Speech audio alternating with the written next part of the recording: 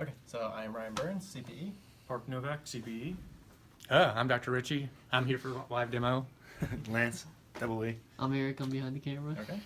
So here we are presenting our liquid manufacturing. Right here we have the touchscreen that allows us to send the user input, as well as to see what data is going on within the device. First, when you first get to the screen, you will see the touchscreen calibration. You'll first receive a dot which just begins the calibration. Next, you will be asked to press these buttons correctly, and this will calibrate the touchscreen such that you can actually use it later on. It is a resistive touchscreen, so you do have to press a little tougher than most touchscreens, but now I will demonstrate it not working correctly. So if you do mess up the calibration, just to prove that it does work, suppose I press over here, the dot is down here, and I will press over here, the dot is there, and I can press over there. Now if I try to go to one of these buttons, they no longer work, no matter how hard I touch them. So we will continue with the demo. I will go ahead and calibrate it correctly and enter the correct username and password to proceed.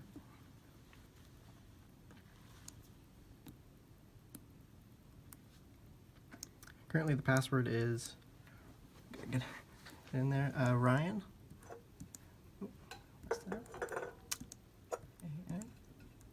And if you try to proceed just using the username, it doesn't go. But if I enter in the correct password, it is Park, which is our other team member, we can begin going to the main menu. I'm Park Novak, I'll be taking over from here on. This is the main page. From here, you have access to three possible options: the logs, the settings, and the brew option.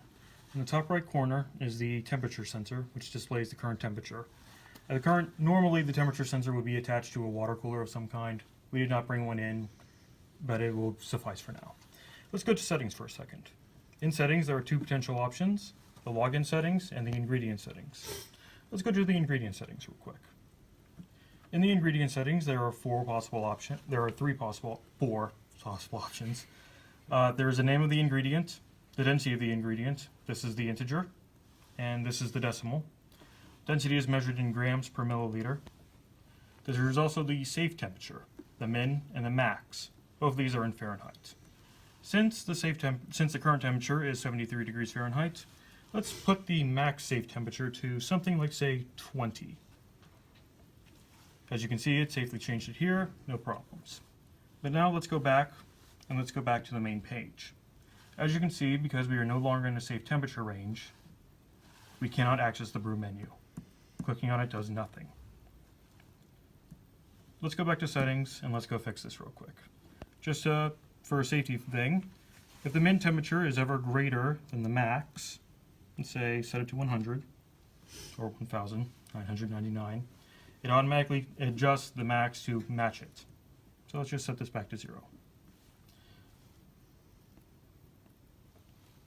Now that we are back on the settings page, let us go to the login settings. On the login settings, you can change the username and password. Let's set it to something simple, like 6 for a username.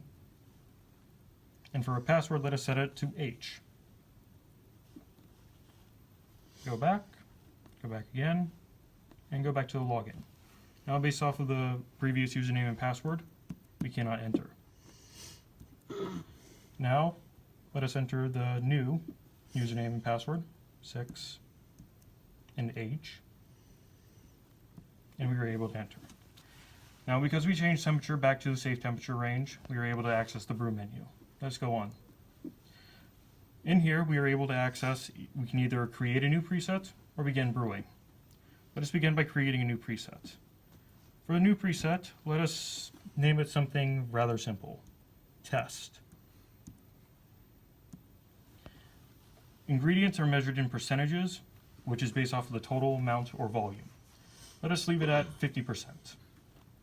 And for the amount, the allowable amount is between 200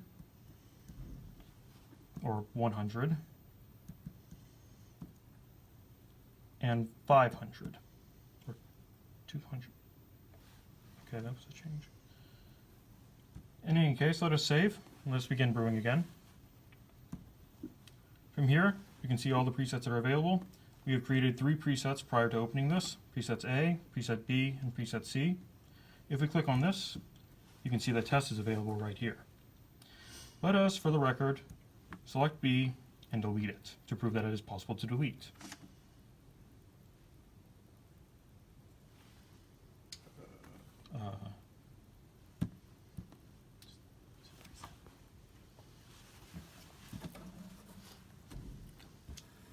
Now that we are on the preset select menu, if we choose to select a preset, let's say B, and let's say we want to modify it. From here, we have the options again, the preset name, its ingredient amount, its ingredient percentage, and its ingredient amount. Let's change the name to something like SA. Let's change the percentage to 20%, and let's change the amount to 200. Now let us save it, and as you can see, it is saved here. So select it, let's go back. Because we've changed preset B, which was in both categories, it changed both of them to SA. Now let's say we don't want to brew 3 options. We selected preset C here, the third option. We select empty here.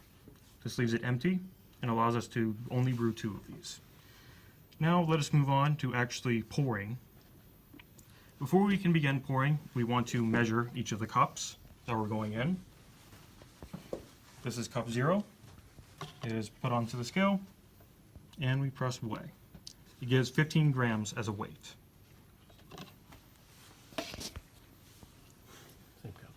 It's the same cup. It is the same cup that we are using each time, so it doesn't technically matter too much. There's a little bit of an error, plus or minus a couple of grams when you are weighing things. Now, the moment I press begin, it will begin pouring. So if you could take a step back and watch it in action.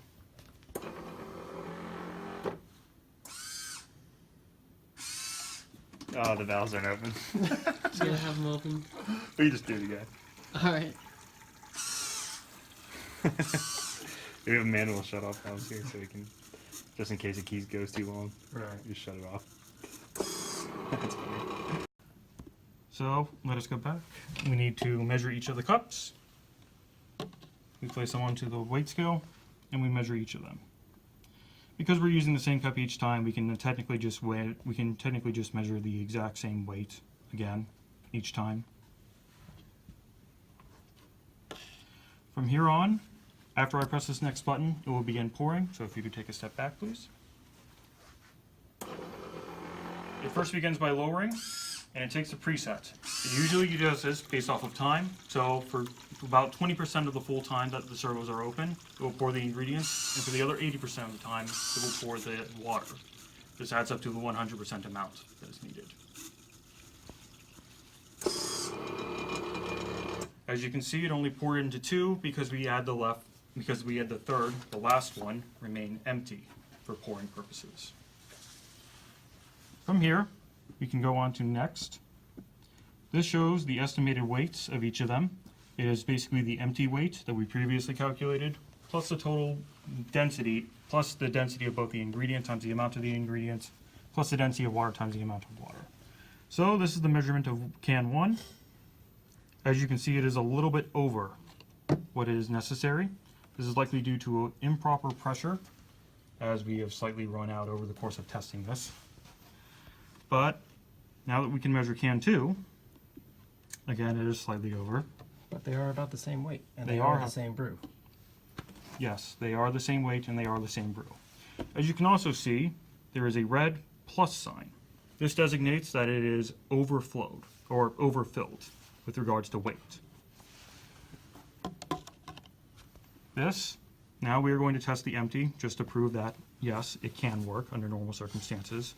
The green circle generally designates that it is properly filled correctly.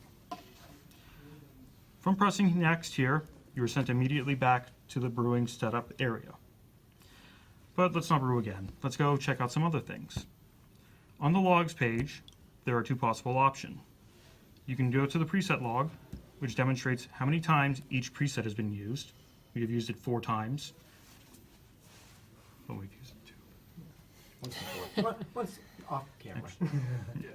And then if we go to the ingredient log, this demonstrates the amount of ingredient that we used and the amount of water that we used. Again, since we used it 4 times and it's a 20% ingredient for a 200 milliliter thing, That translates to 160 milliliters of ingredient and 640 milliliters of water. Totaling 800 volume. And if for whatever reason you do not want these statistics to be kept, you can simply click the clear log button here in the ingredient log, and you can also press it here in the preset log. This clears it, sets it all back to 0, and allows you to basically act as though everything has been refilled and nothing has happened. That is it for the presentation. Thank you for your time.